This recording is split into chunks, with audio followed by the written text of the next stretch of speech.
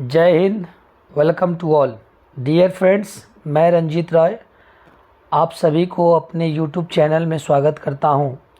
दोस्त, आज मैं बिहार बोर्ड क्लास 9 का इंग्लिश लिटरेचर के प्रोज सेक्शन का फर्स्ट चैप्टर का मैं लाइन बाय लाइन हिंदी व्याख्या करने जा रहा हूं।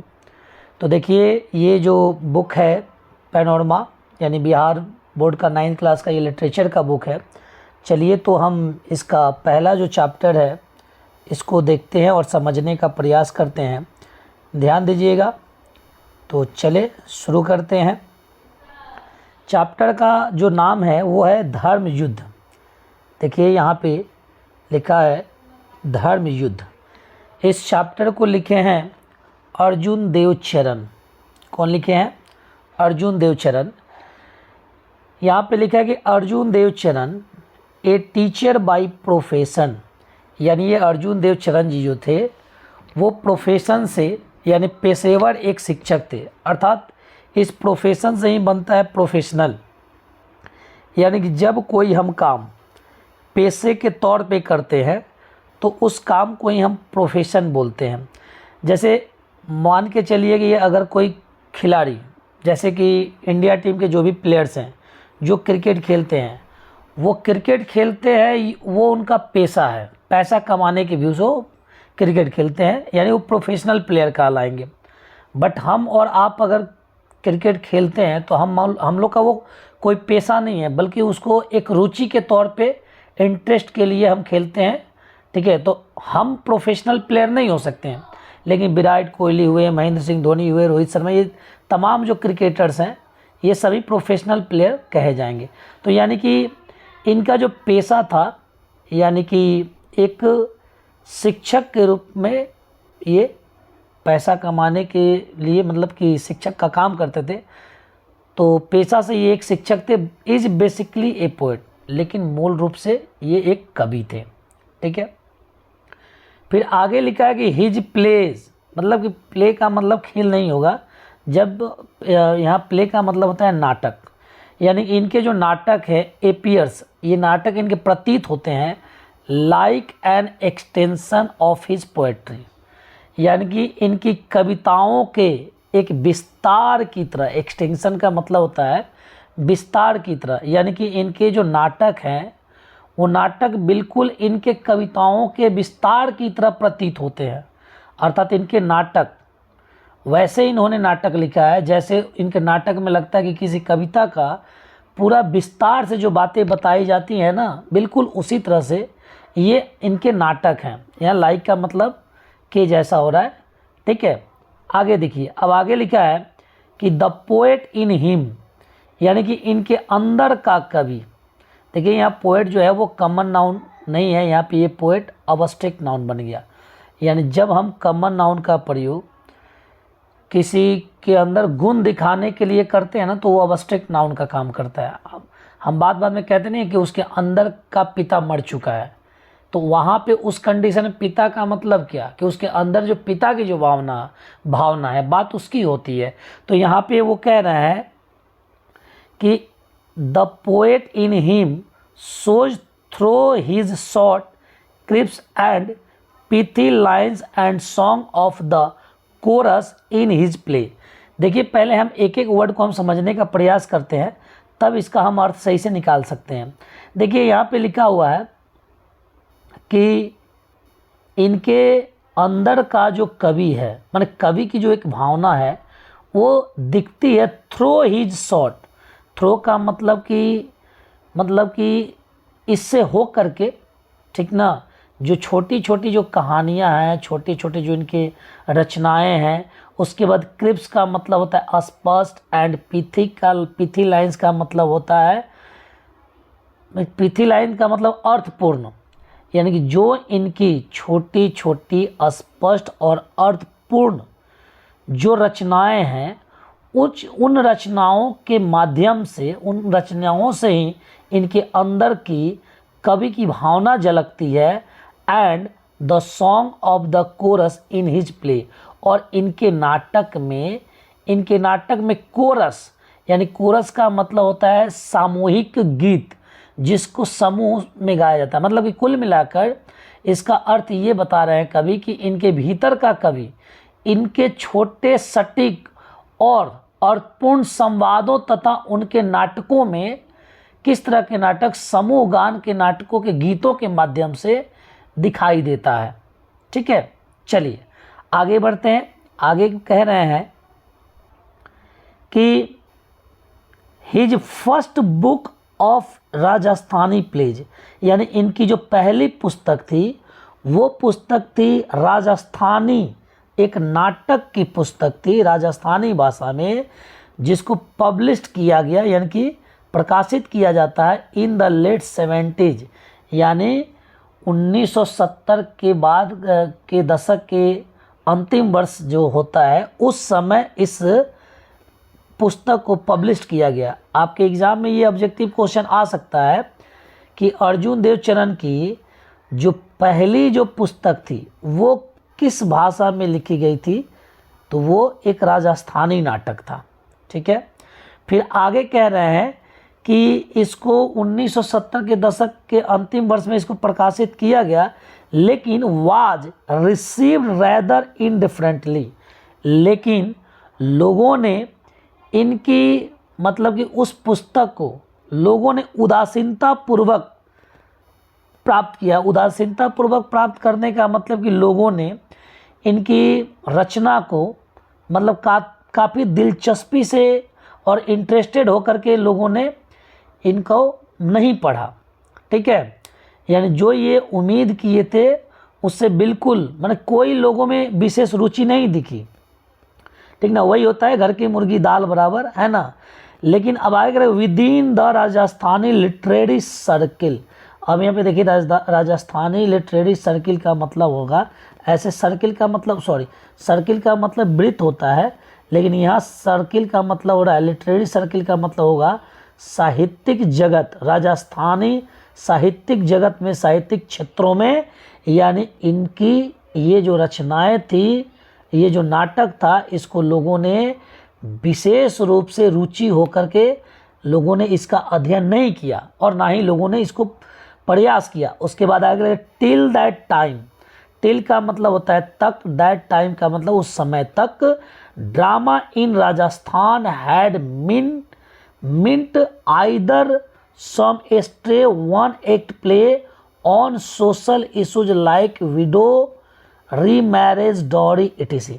यहाँ पे आगे बता रहे हैं कि जब इनकी रचनाओं को लोगों ने विशेष रूप से मतलब कि इंटरेस्ट के साथ नहीं पढ़ा, तो उस समय तक जो राजस्थान में जो नाटक थे, उस नाटक का जो अर्थ होता था, यानी नाटक उस समय के नाटक का जो अर्थ होता था, उस समय किसके ऊपर नाटक लिखा जाता था, तो वो एक वन एक्ट प्ले होता था, एकांकी नाटक। एकांकी नाटक का मतलब ऐसा नाटक जिसका सेकेंड और थर्ड पार्ट नहीं होता है, सिर्फ एक ही नाटक में सब कुछ शुरू से अंत हो जाता है, उस तरह की नाटक। और ये सोशल इशूज का मतलब सामाजिक मुद्दे, लाइक जैसे विडो का मतलब विधवा, और रीमैरेज का मतलब होता है पुनर्विवाह। रीमैरेज का मतलब पुनर्विवाह होता है। और यहाँ स्ट्रे जो लिखा है, सम स्ट्रे का मतलब इक्का दुक्का होता है। तो यहाँ पे कवि कह रहे हैं कि उस समय तक राजस्थान में जो नाटक थे, वो नाटक का अर्थ जो होता था वो विधवा की पुनर्विवाह के लिए और दहेज के ऊपर और सामाजिक मुद्दों पर आधारित इक्का दुक्का जो एकांकी जो नाटक था, एकांकी जो नाटक होता था, उस तरह के नाटकों को उस समय मतलब लिखा जाता था और उस समय राजस्थान में पढ़ा जाता था। तो देखिए, यानी कि एक औरत जिसका पति मर गया होता है, वो विधवा होती है, तो उसको पुनर्विवाह के लिए दोबारा शादी और दहेज, इस पर आधारित उस समय के एकाकी नाटक होते थे जो समाज के मुद्दे पर आधारित होते थे। और इसके अलावा और भी नाटक होते थे जो फोल्क प्लेज होते थे, यानी जो लोक नाटक बोल सकते हैं, जो नाटक बेस्ड ऑन, जो आधारित होते थे हिस्टोरिकल का मतलब ऐतिहासिक, एंड मिथोलॉजी थीम का मतलब विषय सूची। और उस समय के जो नाटक, इसके अलावा और जो नाटक होते थे वो आपके ऐतिहासिक विषयों, इतिहास के ऊपर लिखी गई, और मिथोलॉजी का मतलब पौराणिक जो विषय की जो कथाएं होती थी उसमें ने कुल मिलाकर के यहाँ पे कवि कर रहे हैं कि उस समय तक राजस्थानी नाटकों का दायरा बहुत ज़्यादा दूर तक नहीं था, मतलब कि एक लिमिट था। उस समय सामाजिक सुधार जैसे विधवा का पुनर्विवाह करना, दहेज के ऊपर, या कुछ गिने चुने एकांकी जो नाटक थे जो इतिहास और पौराणिक कथाओं पे आधारित होते थे, और उस तरह के नाटक को फोल्क प्ले लोक नाटक कहा जाता था, और वैसे नाटक उस समय लिखे जाते थे। चलिए आगे बढ़ते हैं। अब लिखे हैं, आगे कह रहे हैं कि इस तरह के जो नाटक थे, यहाँ पे लिखे कि a full length play on a contemporary theme. Contemporary का मतलब होता है समकालीन, कंटेम्प्रेरी का मतलब होता है समकालीन, यानी कि समकालीन का मतलब कि आज के दौर में जो वर्तमान समय का विषय है उसी को कंटेम्प्रेरी थीम बोलते हैं। वाज बियॉन्ड कंसिडरेशन, और कंसिडरेशन का मतलब होता है विचार करने योग्य, बियॉन्ड का मतलब होता है से परे, अर्थात कहने का मतलब कि उस समय के समकालीन विषयों के जो नाटक थे वो पूर्ण लेंथ मतलब लंबाई का नाटक जो कल्पना नहीं किया जा सकता है, कि उस समय के नाटक में बहुत कुछ चीज़ें नहीं लिखी होती थी, और नाटक के उसके बारे में सोचने की जो बातें थी ना वो भी बहुत अधिक नहीं थी। अर्थात कुल मिलाकर के उस समय के जो साहित्यिक नाटक जो वर्तमान समय की समस्याओं के विषय पर पूर्ण लंबाई का नाटक लिखने की परंपरा की सोच उस समय लोगों को नहीं थी। ठीक है, हाउ एवर का मतलब कि फिर भी, हालांकि Arjun arrival on scene is significant, यानी कि जब उस समय इनका जब आगमन होता है इस नाटक के एक अच्छे कवि के रूप में, और ये नाटक जो लिख रहे हैं यानी कि नाटकीय जगत में हम बोले तो उस समय में इनका जो आगमन था वो केवल not only terms of dramatic literature, उस समय केवल इनका नाटकीय जगत में ही इनका आगमन नहीं होता है, सिर्फ नाटक ही लिखने और नाटक का ज्ञान रखना और उस तरह की रचनाएं बनाने का ही इनका मतलब कि इतना में वो सीमित नहीं थे, बट ऑल्सो बल्कि मॉडर्न थिएटर, बल्कि आधुनिक जो थिएटर होता है, रंगमंच होता है, उसके ऊपर भी एक इनका महत्वपूर्ण भूमिका रहा। यानी कि नाटक के साथ साथ जो सही में जो स्टेज पर जो नाटक प्रस्तुत किया जाता है आधुनिक थिएटर में, उसमें भी इनका बहुत एक अच्छा रोल और एक अच्छी भूमिका थी। उसके बाद अर्जुन देव प्लेज इंक्लूड, अब इनके जो महत्वपूर्ण जो नाटक है जो इन्होंने लिखा है वो कौन कौन नाटक है, देखिए 2 नाटक आजरा, उसके बाद है गुआरी और सनकेरियो। ठीक है, ये इनकी नाटक है संकेरियो, और उसके बाद बोल महारी मछली कित्तो पानी। 1 मिनट थोड़ा सा छोटा कर दें, हाँ देखिए, बोल महारी मछली कित्तो पानी, उसके बाद धर्म युद्ध जो अभी हम लोग चैप्टर पढ़ रहे हैं, और मुंगती गथा, ये जो मोटे अक्षर में जो लिखे गए हैं ये इनकी महत्वपूर्ण रचनाएं हैं। चलिए अब आगे बढ़ते हैं, आगे देखते हैं आगे कवि क्या लेखक क्या बोल रहे हैं। देखिए आगे कह रहे हैं कि धर्म युद्ध, ये जो चैप्टर हम लोग पढ़ रहे हैं धर्म युद्ध, is the story of Padma, वो एक पद्मा नाम की लड़की की कहानी है। ए यंग गर्ल, जो एक युवा लड़की है, नवयुवती है, एजुकेटेड थ्रो, वो शिक्षा दीक्षा ग्रहण की है, मैंने उसके पास ज्ञान है, जानकारी है, scriptures like Ramayana and Mahabharata. अब देखिए यहाँ पे स्क्रिप्चर्स लिखा है ना, इस स्क्रिप्चर का मतलब होता है जो क्या बोलते हैं उसको, धर्म जो ग्रंथ होता है, यानी कि इसके पास ये पद्मा नाम की जो लड़की है रामायण और महाभारत के जो धर्म ग्रंथ पुस्तकें हैं उसका इसके पास ज्ञान है, और काफ़ी इसकी जानकारी वो प्राप्त की है और इसको पढ़ी है वो रामायण और महाभारत जैसे ग्रंथ की किताबें। और पढ़ने के बाद ये कह रही है शी फील्स, वो महसूस करती है एग्रीव्ड मतलब बहुत ही आहत, दुख, एंड एजिटेटेड और वो विचलित होती है पढ़ने के बाद, बाई द अनचैरिटेबली का मतलब होता है कठोर, संकीर्ण, जिसको ऑर्थोडॉक्स का मतलब और रूढ़िवादी, कट्टरपंथी, ठीक है। उसके बाद एटीट्यूड का मतलब व्यवहार बोल सकते हैं, ठीक ना।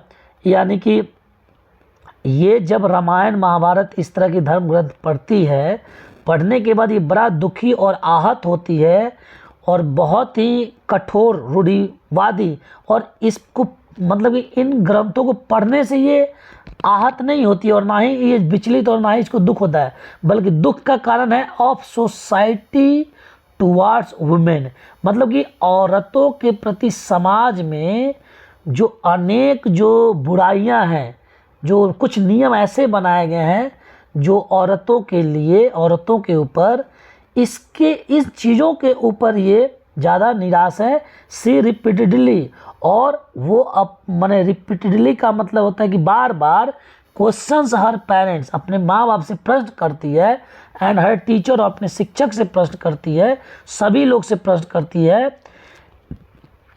करती है कि अबाउट द राइट्स, अधिकार, एंड द आइडेंटिटी और पहचान ऑफ ए वुमन, कि आखिर एक औरत की पहचान और औरत का अधिकार क्या है। एंड आस्क देम, और वो माता पिता शिक्षक से जानना चाहती है, whether her identity is subject to her marriage, कि क्या, यानी कि एक औरत की पहचान उसके मैरिज, उसके विवाह पर निर्भर करता है। यानी जब तक एक औरत का मतलब लड़की का विवाह नहीं होगा तब तक उसकी पहचान नहीं होगी। यानी पद्मा एक पढ़ी लिखी युवती जो लड़की है, वह समाज में महिलाओं के साथ जो भेदभाव है और रूढ़िवादी और जो यानी कि कठोर, अनचैरिटेबली, जो मन नियम कानून जो बनाए गए हैं, ठीक ना, उसके प्रति ये ज़्यादा आहत होती है और वो उसका मानना है कि ये बिल्कुल सही नहीं है। इसलिए वो जानना चाहती है कि क्या एक स्त्री की पहचान केवल उसके विवाह से ही होती है या उसकी अपनी भी कोई एक स्वतंत्र पहचान हो सकती है। इसी में वो तर्क कर रही है। आगे जो चैप्टर है इसमें वही बताया गया कि पद्मा हमेशा माँ बाप और शिक्षक से वो प्रश्न करती है। तो आज हम मतलब कि ये कविता के जो इस कहानी के जो लेखक हैं अर्जुन देवचरण सिंह, उनके ऊपर हम लोगों ने डिस्कस किया। इसके बाद अगले वीडियो में हम चैप्टर का पूरा जो चैप्टर का है उसको हम कंप्लीट करेंगे। और आपको अगर मेरा ये सब कुछ बताने का तौर तरीका आपको अच्छा लगा तो मेरे चैनल को सब्सक्राइब कीजिए और अधिक से अधिक शेयर कीजिए। Thank you. जय हिंद। Take care.